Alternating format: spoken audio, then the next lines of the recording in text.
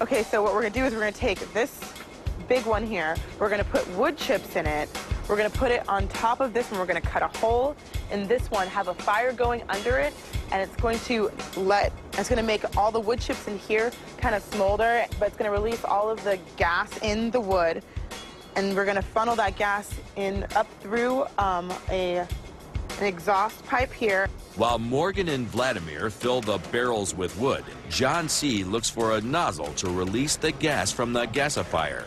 Been able to find a fitting, just put a little bit of Teflon tape. I've got this hydraulic fitting. At this point, we should be able to cook that thing up and see if we get a jet of gas out of this thing.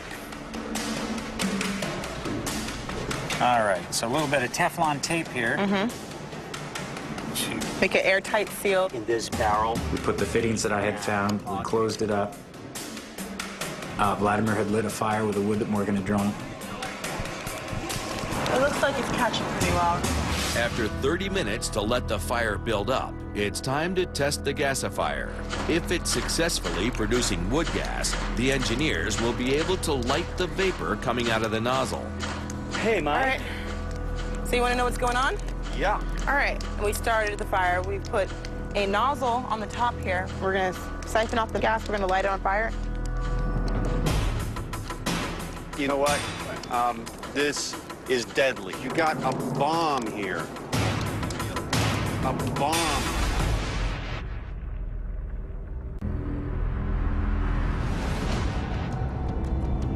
The 10 volunteers in the colony are running out of power. They're working on a generator to recharge their batteries and a wood gasifier to produce wood gas, a fuel that can power the generator. Engineers John C., Vladimir, and Morgan are ready to test the gasifier prototype, but handyman Michael thinks they've ignored a potential danger. You got a bomb here. This is deadly. Michael came outside to take a look, and he kept asking the question, is this thing, are we making a bomb? Do not light this. Do not light this. If a gasifier is constructed properly, the barrel will be full of only flammable wood gas. If not constructed properly, air might mix with the wood gas, and lighting it from the nozzle could create a flashback, igniting all the gas in the barrel like a bomb. That's why we have the vent opened. It's still It looks like a pretty bomb. good gas. You have fuel in a confined space. You light it, it will blow. I don't want to hear a bang from in there. I don't need Mike to watch out for me or take care of me. Go away. The engineers dismiss the handyman and ignore his warnings. If anyone's got tequila, now is the time to speak up. Okay. I'm going to let them figure it out. I'm not going to say anything. I'm going to let them fail. I'm going to let them fail. I'm not going to save them. Let's just keep going. I know what panicked him. Not used to the fire. Fire! Look at this, smoke, whoa. They think they know what they're doing. They got PhDs or fartsy-artsy degrees. They want to cop an attitude. Little Miss Morgan says, get out of here. You know what? Blow yourself up. If the gas ignites, the project is a success. But the flame could also light the gas in the barrel, creating a deadly explosion. Burn it! Burn it!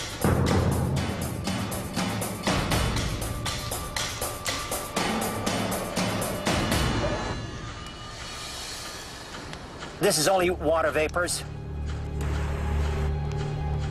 Only water vapors.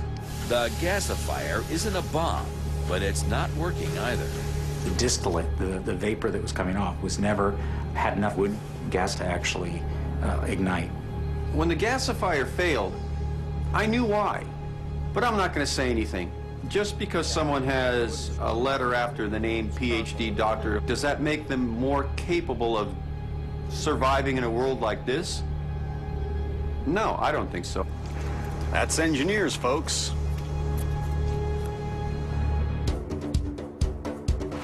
The gasifier's failure sets back the energy project. Without a gasifier and generator, the colonists will be unable to charge the battery bank powering their lights and tools. But rationing electricity isn't something the volunteers are used to. Some of the colonists are using the power tools without waiting for the battery bank to be recharged. So here's what I'm thinking, Allison. Okay. This is going to be the sole of our shoe, right? And we can lay it flat. We have to cut across. We can use the Sawzall. The trip down the LA River destroyed many of the colonists' shoes, so George and Allison decide to make new ones out of a tire. But they can't do it by hand. George needs the Sawzall to cut the thick rubber tread and the steel belts inside the tire.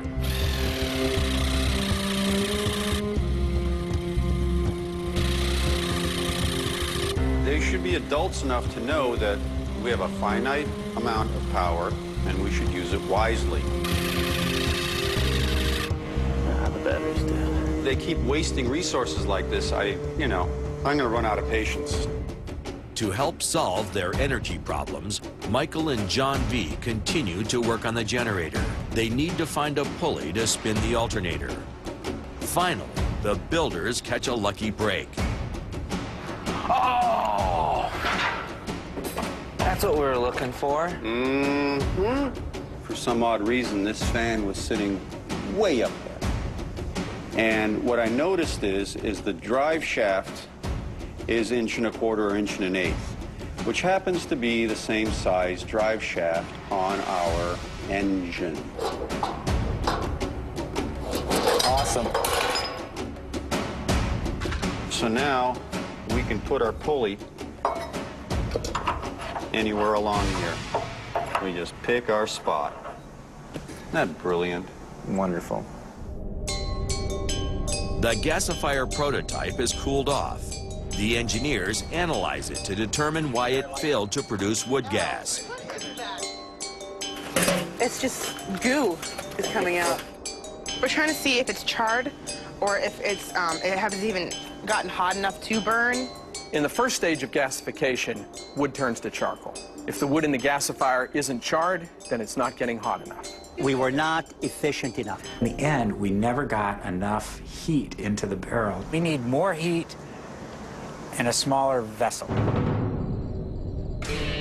With the gasifier and generator projects taking up so much time, some of the colonists are worried that smaller projects might fall by the wayside.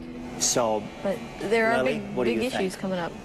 It's the anticipating all the other little that we're not doing and making sure that small projects get done and that everybody's busy appropriately. These little things that are starting to come up, like stuff like soap and toilet paper. We're not even finished with the crap that we need to do, and now you guys are micromanaging with who's dealing with toilet paper. We still have no power, people. I'd rather have toilet paper than power. Great. To hear Morgan say, I'd rather have toilet paper than electricity, what kind of a statement is that? In an extreme survival situation, it may not be possible to ignore or dismiss the personality styles that may conflict with yours, because these might be the same people that are actually keeping you alive. We're going to talk also about how we're going to do security later on tonight. I, as always, will do the first long shift, as always. It's not a long shift. The scheduling right now with the shifts at night, some of the guys think they can only take the 9:30 to 12 shifts. That's not how this works. I was just wondering if you're going to take on a hard shift. You keep jabbing me. Why are you jabbing me? I don't bother you. You bother me all the time. But do you want to take a hard shift or not? I don't mind taking a hard shift.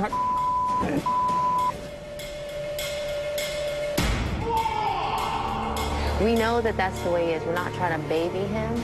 We're just trying to get him to a certain point where he's compatible with all of us. I don't really care. Coming up, Drop that or I'll shoot you! a street scavenge Start going back. and a new threat.